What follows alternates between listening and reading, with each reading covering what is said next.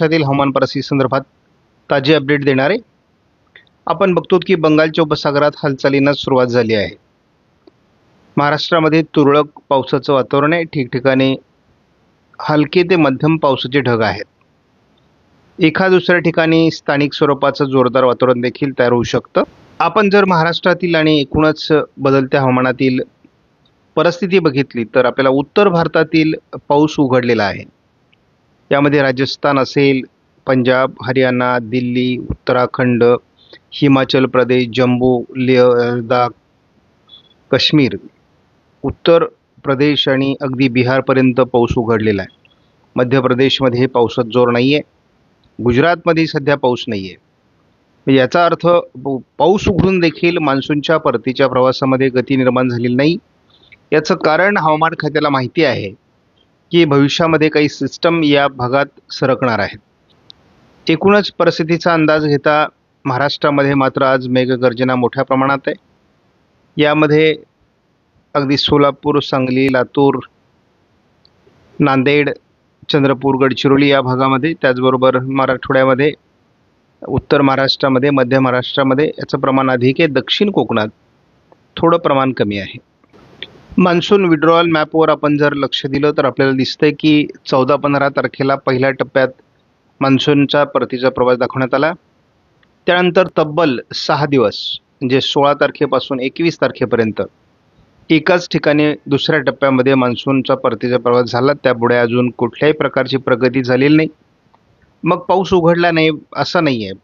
आज आपण जर बघितलं तर संपूर्ण उत्तर भारतामध्ये, मध्य भारतामध्ये, पश्चिम भारतामध्ये पाऊस उघडलेला आहे, परंतु मान्सूनचा परतीचा प्रवास मात्र अजून केला जात नाही। याच्यासाठी काही घटक अजूनही या ठिकाणी त्यासाठी अनुकूल नाहीत।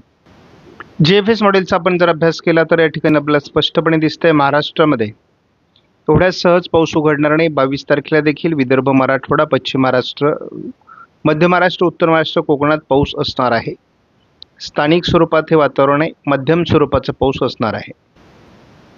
पावसाचं प्रमाण पश्चिम महाराष्ट्र, मराठवाडा 23 तारखेला वाढणं अपेक्षित आहे।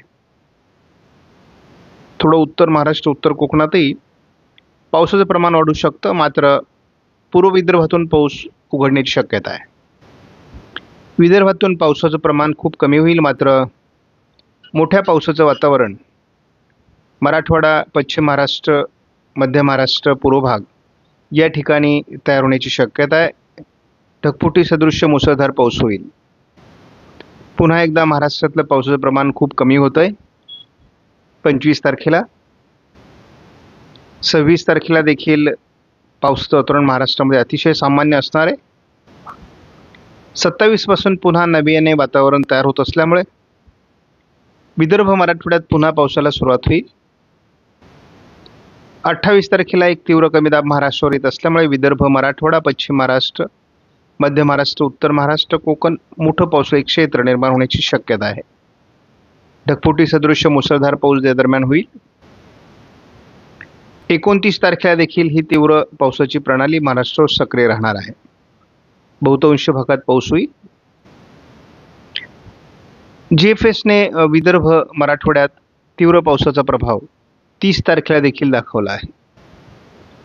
मात्र 1 ऑक्टोबरपासून पावसाचं प्रमाण महाराष्ट्रात स्थानिक होईल आणि ते प्रमाणही खूप कमी असण्याची शक्यता आहे।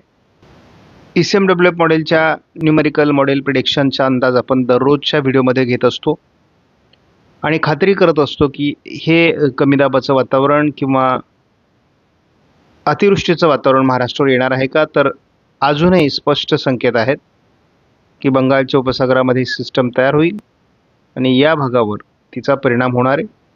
मुख्य करून महाराष्ट्राच्या सर्व भागात याचा परिणाम जाणवण्याची शक्यता आहे। हाच अंदाज आपण जर ECMWF मॉडेलच्या अंदाजानुसार बघितला तर विदर्भातून उद्या 22 तारखेला म्हणजे नागपूर, भंडारा, गोंदियामधून पाऊस उघडतोय। दक्षिणेमध्ये म्हणजे चंद्रपूर, गडचिरोली, यवतमाळ, वर्धा या भागापासून पाऊस असणार आहे। मात्र पावसाची तीव्रता आजच्या तुलनेत उद्या उत्तर महाराष्ट्र, मध्य महाराष्ट्र, मराठवाडा, पश्चिम महाराष्ट्र, कोकण वाढणार आहे। 23 तारखेला विदर्भातील पाऊस बहुतांश भागातून उघडणार आहे. मात्र उत्तर महाराष्ट्र, मध्य महाराष्ट्र, मराठवाडा, पश्चिम महाराष्ट्र, कोकण पावसाळी वातावरण कायम राहणार आहे. शिवाय पावसाची तीव्रताही वाढण्याची शक्यता आहे. 24 तारखेला मात्र महाराष्ट्रातील पावसाचा जोर फार कमी होणार आहे. काही त्रोटक जिल्ह्यांमध्ये हे पावसाचं वातावरण राहील. 25 तारखेला महाराष्ट्रात बहुतांश भागात पाऊस पूर्णतः उघडणार आहे. ही उघडीप 26 तारखेला देखील कायम आहे. पूर्व विदर्भातून जरी पावसाला सुरुवात होत असली तरी बहुतांश महाराष्ट्रात वादळापूर्वीची शांतता आहे. 27 तारखेपासून तीव्र कमी दाबाचा प्रभाव महाराष्ट्रावर सुरू होईल. यामध्ये विदर्भ, मराठवाड्याचा दक्षिणी भाग, पश्चिम महाराष्ट्रातून याचा दणका सुरू होईल. अतिशय तीव्र अशा प्रकारची पावसाची परिस्थिती देखील निर्माण होईल. त्यामुळे सोलापूर, लातूर, धाराशिव, नांदेड, परभणी, यवतमाळ, चंद्रपूर, वर्धा, हिंगोली या जिल्ह्यांमध्ये पावसाचं प्रमाण वाढणार आहे.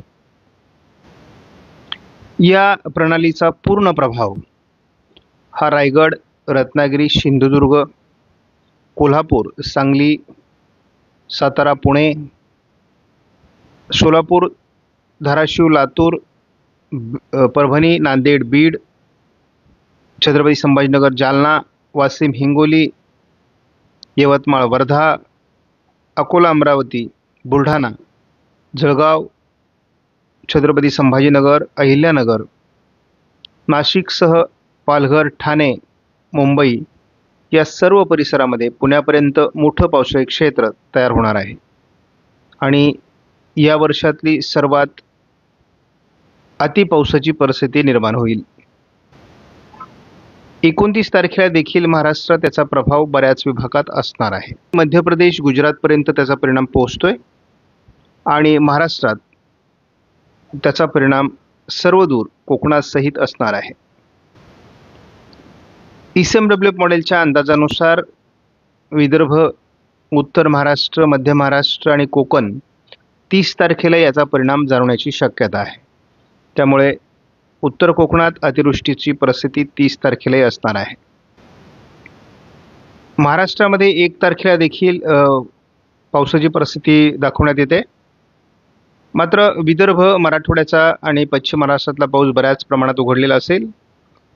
नाशिकसह उत्तर महाराष्ट्रात नंदुरबार, धुळे, नाशिक, पालघर, ठाणे, पुणे आणि अहिल्यानगर पश्चिम भागात पावसाचा परिणाम वाढण्याची शक्यता आहे. संपूर्ण कोकणात पावसाचा प्रभाव राहील. 2 तारखेला मात्र महाराष्ट्रातला बहुतांश पाऊस उघडणार आहे. मात्र कोकण किनारपट्टीला आणि थोडं नाशिक पश्चिमला याचा परिणाम जाणवण्याची शक्यता आहे. 3 तारखेलाही महाराष्ट्रात विशेष पाऊस नाही. मात्र उत्तर कोकण आणि नाशिक जिल्ह्याच्या पश्चिमी भागात पावसाचं वातावरण आहे. 4 तारखेला तसं महाराष्ट्रात पावसाचं प्रमाण उघडतंय. मात्र विदर्भात पुन्हा एक नवीन स्थानिक वातावरण कमी दाबाचं तयार होऊ शकतं, अतिशय तुरळक स्वरूपामध्ये. 5 तारखेला पुन्हा एकदा आपण बघतो की स्थानिक वातावरणासाठी पोषक स्थिती या भागामध्ये निर्माण होते. त्यामुळे एकूणच आपण बघतो की बदलत्या वातावरणाचा परिणाम थोडा विदर्भात जाणवण्याची शक्यता आहे. मात्र महाराष्ट्रात मोठी उघडी बघायला मिळणार आहे. आपण जेव्हा 5 ऑक्टोबरपर्यंतचा अंदाज बघतो तेव्हा आपल्याला कमी दाबाचा तीव्र प्रभाव महाराष्ट्राच्या या पट्ट्यामध्ये अजूनही जाणवतोय. त्यामुळे आपण एकूणच बघतो की आपल्याला याचा परिणाम भोगावा लागणार आहे. त्यामुळे एकूणच आपण बघतो की विदर्भाच्या उत्तरेकडून किंवा उत्तर महाराष्ट्राच्याही पूर्व भागामध्ये फार पावसाळी वातावरण नाही आहे. परंतु आपण या ठिकाणी बघतो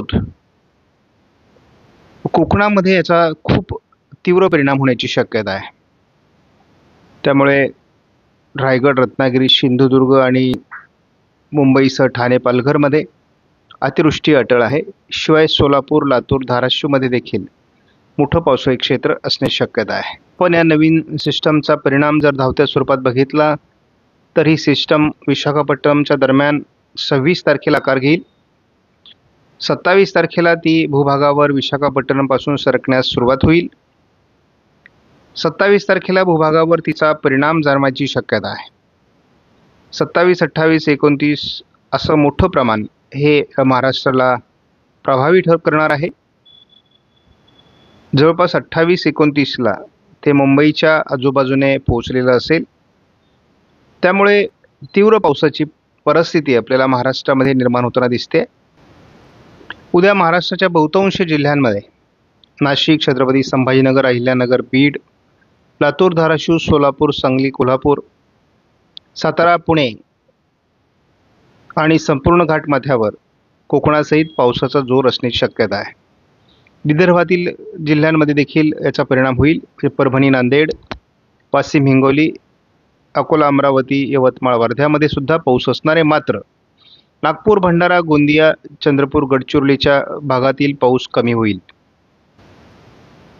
23 तारखेला देखील विदर्भातील पाऊस उघडणार आहे.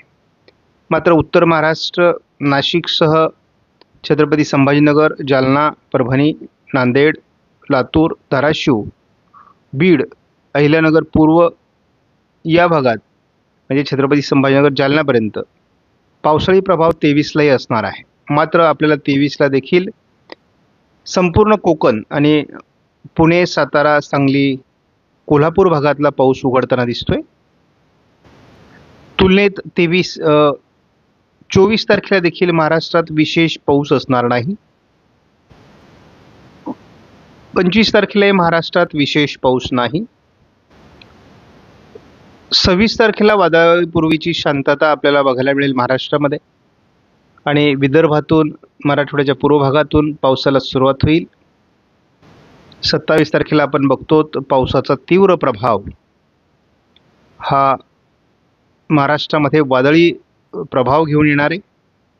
त्यामुळे बीड, परभणी, नांदेड, हिंगोली, लातूर, धाराशिव, सोलापूर, सांगली, सातारा, पुणे, अहिल्यानगर, जालना, छत्रपती संभाजीनगर